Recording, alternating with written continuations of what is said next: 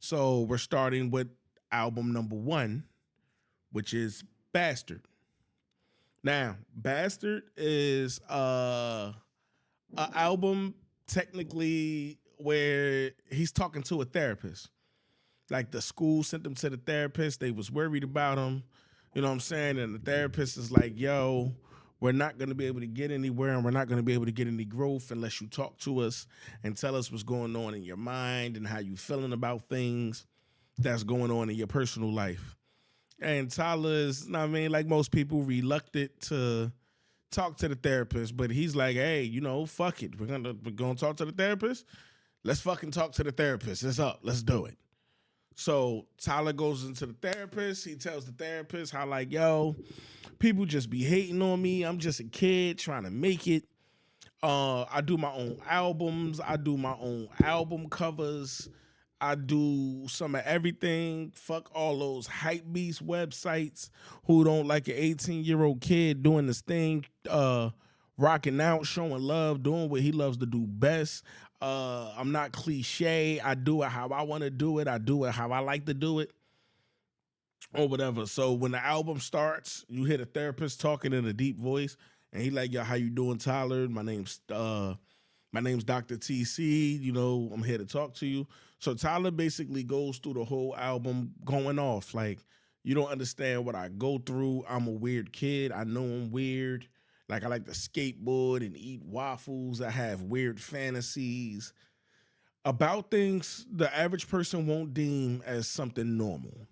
And I understand that it's not something normal. I'm not trying to make it something normal. I'm just trying to understand that I'm a bastard. A bastard is also someone who do not know their father. So keep in mind, I brought that up. So a bastard is also someone who does not know their father. So he makes slight lines and bars about his dad not being in his life and stuff like that. So after he gets out of the bastard era, he starts to find success. That's where we hit Goblin.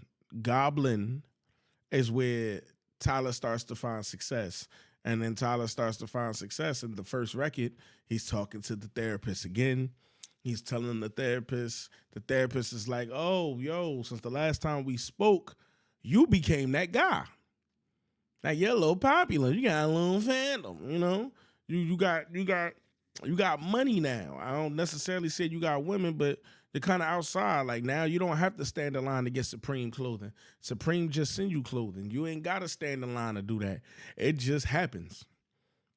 He's on this level of success that he just complained about in the last album to his therapist. But in the second album, he's now complaining to his therapist about how niggas is weird now that he is famous. Like, yo, I wish I could just go back to before I was famous. It's kind of like that whole thing when you like, yo, I'm putting out dope music, I'm putting out dope projects, I'm putting out dope work, and it's not being seen for what it is. Fire. That's what it's not being seen as. It's being seen as, oh, it's Tyler the Creator. Oh, it's Tyler the Creator. Yeah, yo, it's not being seen as the fame. I don't like the fame. I don't like the fortune. I don't like that. Like, I just want to go back to being Tyler the Creator. Like, just the goofy kid on every Saturday I hung out with my friends and we did punk shit. Like, we had fun or whatever. But through that, he's also talking to the guy. Like, the therapist is like, yo, you went to New York, and he was like, yo, it was cool. That's how you get the song Yonkers. The Yonkers is like a play on New York music, real boom pat, bass heavy, like East Coast music is. And then he's telling stories, mind you.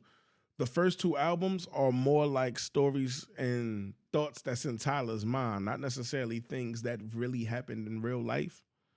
They're more like, yo, this is what I think about. And they always say, you talk to a therapist, the therapist doesn't judge you. You could do whatever. So he's talking to the therapist.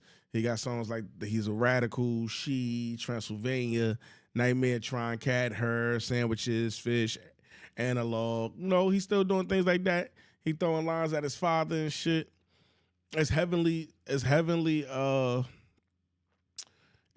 rooted in, like, yo, my life has changed ever since I found this new success and this new form of fame that other people might not necessarily like or other people might not necessarily respect, but it's a newfound fame that I'm not comfortable with. I'm not comfortable with that kind of attention because the music I make is art. The music I make is like watching a horror film. It's like, yo, it's my art. You don't call Wes Craven a psychopath for making horror movies and stuff like that. But what makes this album interesting and what makes this album tie into Bastard is because he never was talking to a therapist. He was talking to himself the whole time. So Tyler announces in the second album when he kills the therapist, you didn't kill a therapist. You were talking to yourself. You never needed me, which was the therapist that you thought, Dr. TC. But Dr. TC never exists.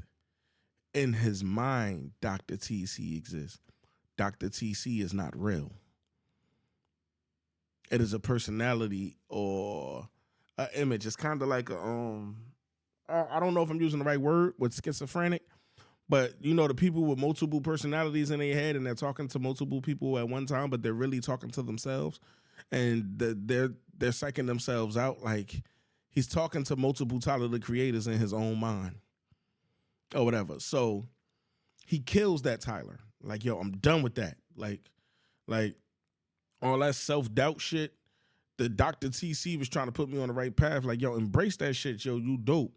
And me being the insecure guy, I'm like, yo, I don't think that's right. I don't think that's true.